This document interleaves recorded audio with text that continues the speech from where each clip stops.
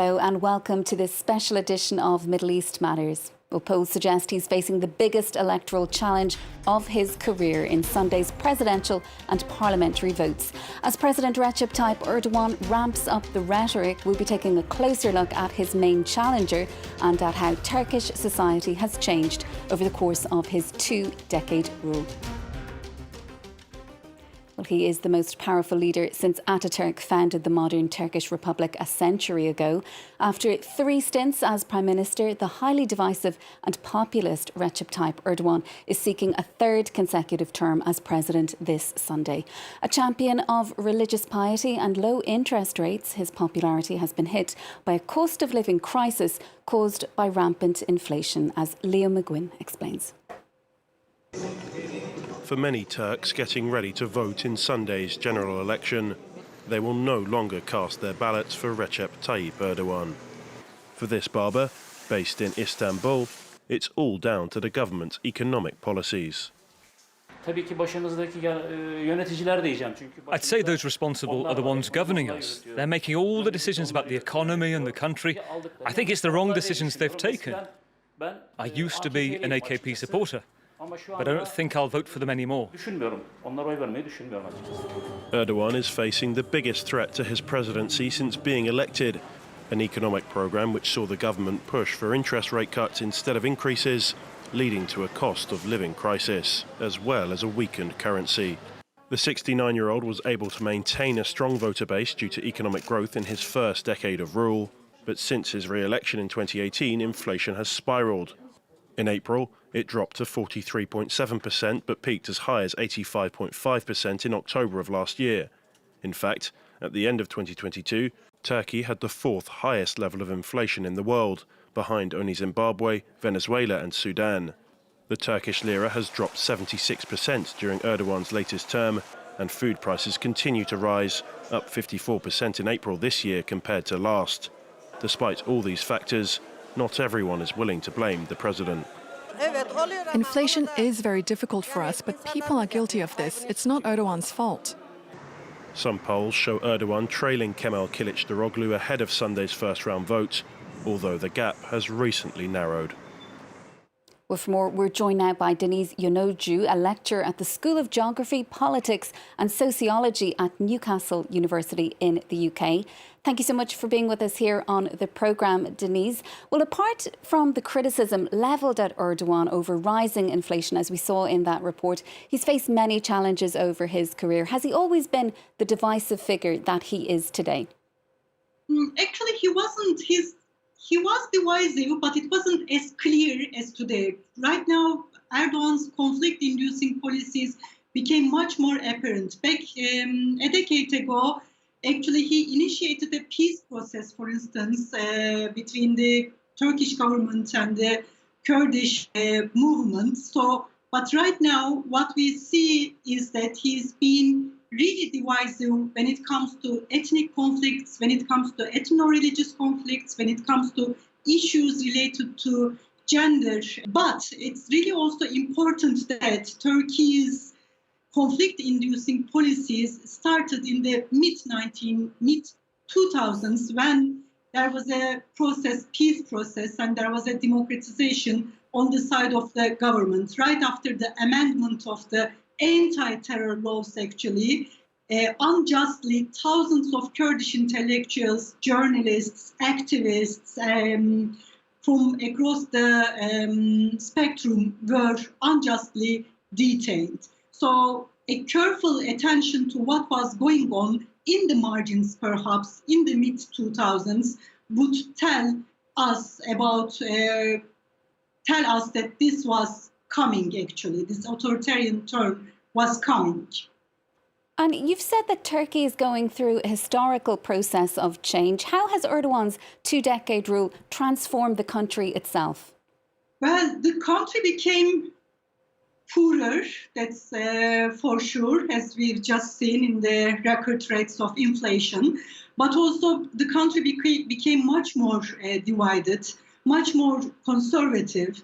The violence against women increased drastically within the last decade, especially after the withdrawal from the Istanbul Convention that that protects the rights of the women. So there's this impunity when it comes to violence against women. There's impunity, and as I said, there's massive human rights abuses against Turkey's minorities or dissident groups, dissident individuals, anyone critical of Erdogan.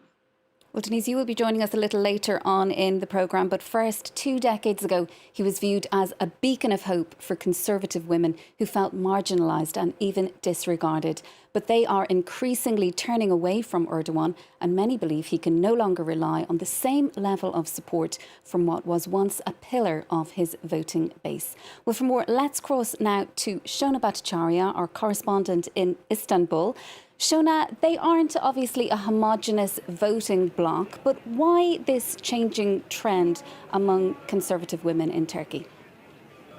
Well, I think one of the reasons is to look at also the legacy of Recep Tayyip Erdogan when it comes to conservative women, and in particular women who wear the veil in Turkey. In 2013, his government struck down a ban that barred veiled women from attending university, from holding certain political positions, from being police women, from being in the army.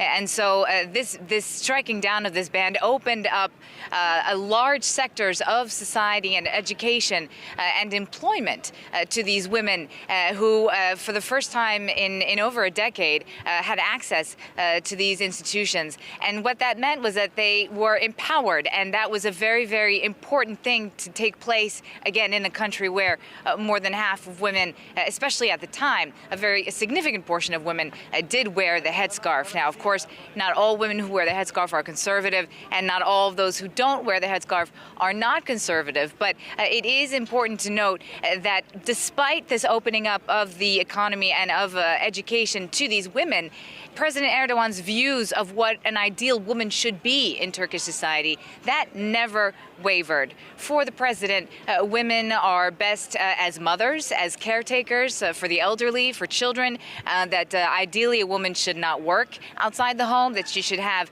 3 children if possible. Women don't feel that they're protected, whether they wear the headscarf or not. They feel that their government is not protecting them, that Recep Tayyip Erdogan's party is not on their side, and that if they do not conform to this very conservative image of what a woman should be, that they are outside of the realm of the image of a woman in Turkey, according to the AKP, and in particular Recep Tayyip Erdogan. Shona Bhattacharya reporting for us there from Istanbul. Well, they are portraying themselves as a force for democratic change. Despite their disparate political views, Turkey's 2 main opposition parties have allied themselves with 4 smaller groups. Under leader Kemal Kılıçdaroğlu, they're pledging to undo Erdogan's legacy of highly centralised and religiously conservative rule. Well, with more on the outgoing president's main challenger, here's Olivia Salazar-Winspear. A warning against Erdogan's re-election amid rising prices and a cost of living crisis. The onions become a symbolic item in Kemal Kılıçdaroğlu's campaign videos, as the Social Democrat flags up how this household staple has tripled in price in just a year. 3 months after the devastating earthquake, Kılıçdaroğlu's promising the Turkish people a brighter future and an escape from their economic woes. More purchasing power, an independent justice system and gender equality. He's also calling for Syrian refugees to be returned to their home country. As the leader of Turkey's major opposition party, he says he's pro-EU and represents everything that Erdogan's not. Indeed, since 2008, he's had harsh criticism for the corruption scandals that have tainted the current president. After lengthy negotiations, in March he was chosen to lead Turkey's opposition coalition, the Table of 6, which takes in secularists, Islamists and nationalists, and has won the support of the pro-Kurdish party. Accused of lacking charisma, Kılıçdaroğlu's ever-present on social media, with viral videos that tackle taboos. For example, defending his religious minority, the Alevis, who've been branded heretics by some Sunni Muslims. I am a Alevi, and I'm a practicing Muslim. A message of unity from the candidate nicknamed the Turkish Gandhi. We'll live in peace. I'll be the president of 85 million people without discrimination. This is my promise. 6 opposition parties aligned to take on the incumbent in this presidential election. But the coalition could buckle under the pressure of a parliamentary vote that same day. In the meantime, recent polls put Kemal Kılıçdaroğlu ahead of Erdogan in the second round, which would make him the first Alevi president of Turkey. Well, Deniz Yoncu is still here with us. Deniz, Kılıçdaroğlu is seen as a unifying figure who appeals to ethnic minorities, but who exactly is going to be voting for him on Sunday? So there's a secularist, there's a large secularist community in Turkey. Secularists definitely are going to vote for Kılıçdaroğlu. Women are going to vote for Kılıçdaroğlu. Women who have been suffering from violence that's encouraged by the government.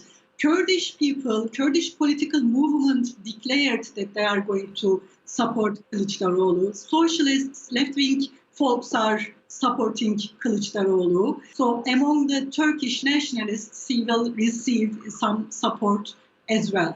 Deniz, given that this alliance is such a broad mix of liberals, nationalists, religious conservatives, if it does come to power, will it be able to govern?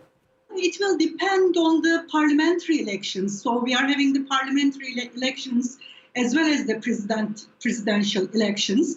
And if they can get the majority in the parliament, and if they have the support of the Kurdish party as well, things would definitely be much better than they are right now.